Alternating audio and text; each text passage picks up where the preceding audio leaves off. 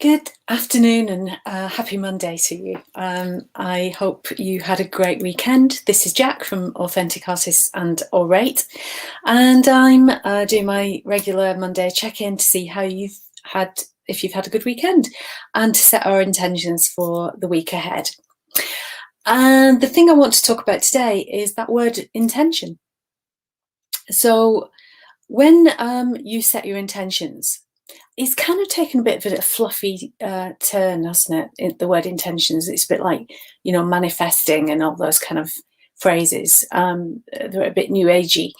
But I was talking about it just this morning, actually. And I think what we need to understand sometimes is the energy around the thing we're saying we're trying to do.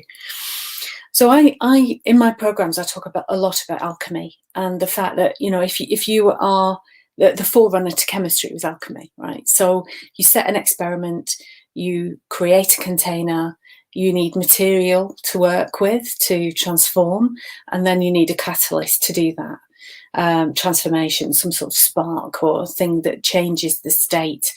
So that catalyst. And when we are setting an intention, we are creating a tension between the current state or status quo and the thing we want to bring into being, to create. So that tension, you set an intention, and then you need to pay attention to it in order to bring it about, to build the steps. What's the process? What are the things you need to do? But before you need to do anything, you need to know what it is you need to, what's the plan? What are you going to put in place to build the intention, to build the attention, and then to build the actions to make it happen? So I would invite you to consider that this week. It's not just about wishing, an intention. It's about paying attention to the tension between the inertia of what's not happening and the thing you want to happen. So this is, I think, where a lot of people get derailed. There is inertia. There is the current state where nothing's happening, and there is the thing you need to build momentum. You need to create something to move, some difference, and the tension between those things is a good thing. I think sometimes we think tension's a bad thing. It's like stress. There are good stressors and there are bad stressors, and it's the way we respond to them often, But there is this relationship between the current state and the thing you want to build or create. So what is that for you and the thing you want to do? What's in the way? And the thing I think that derails us sometimes is we take the feeling of that tension and we project onto it the reasons why this can't happen, which are all the filters of our belief systems. I'm not good enough. I can't do that. I've not got enough, fill in the blank, experience. I'm too something. I'm too old. I'm too young. I'm too fat. I'm too thin. I'm too, inexperienced. I don't have the degree in that topic or subject. All that sort of stuff, right? Which is actually just really just objections in the way of our own mind. This is where mindset comes in, right? How do we get clear and clear the way between where we're at now and where we want to be? How do we carve that path in the jungle? How do we create the groove in our mindset that makes that an easier path? Because if we always are then, making some effort and then letting the weeds grow again, we have to redo the hard work every time, right? So where does this occur for you? How does this work for you or not work for you?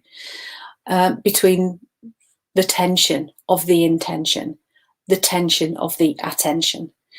And I know I'm playing with words here, but it actually is relevant. It means something, I think, between the things that stop us getting that thing all the way through the process to completion. So what is that for you, and how can you do something differently this week to create and move forward the thing you're trying to build? that you're trying to invent, that you're trying to create, that you're trying to write, that you're trying to produce. I went to an amazing production this weekend, and it's something that I think was just such a blessing, because I was in London with a friend for lunch, and we decided after a lovely, lovely lunch to see if we could go and see a show. And we thought, oh, God, not even sure if that's like possible right now. But we managed to get tickets to see the concert version of Les Miserables, which is my favourite musical. And we got in there. We had amazing seats, and it was socially distanced. We wore masks, but the performance, the musicians, the actors, the support staff, the crews, everybody that put that show together were so appreciated by the audience, including me. I probably screamed the loudest. And it was an emotional roller coaster. I was a bit of a wreck afterwards because it was so amazing. And it's an epic show anyway, right? But to have the concert version with just the songs, and the actors acted the songs out, but it was still very like a condensed version. So powerful. And then we came out of the theatre to the fact that England had won the match, and the whole of Piccadilly was completely mobbed. So we made a swift exit back to the train station.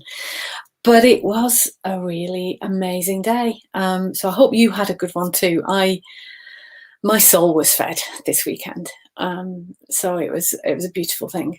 And yeah, I really hope that, we get our musicians, I love you guys, I work with you a lot, and musicians, songwriters, artists, anyone who contributes to creating something beautiful in the world, we need more of, not less. So let's create the tension internally that supports you to do that, right?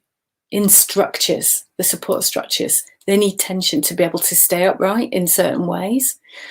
So yeah, build something amazing this week, even in just a small step, and then we'll have more of those amazing moments, I believe. So have a good one, and I'll check in again on Friday. Take care.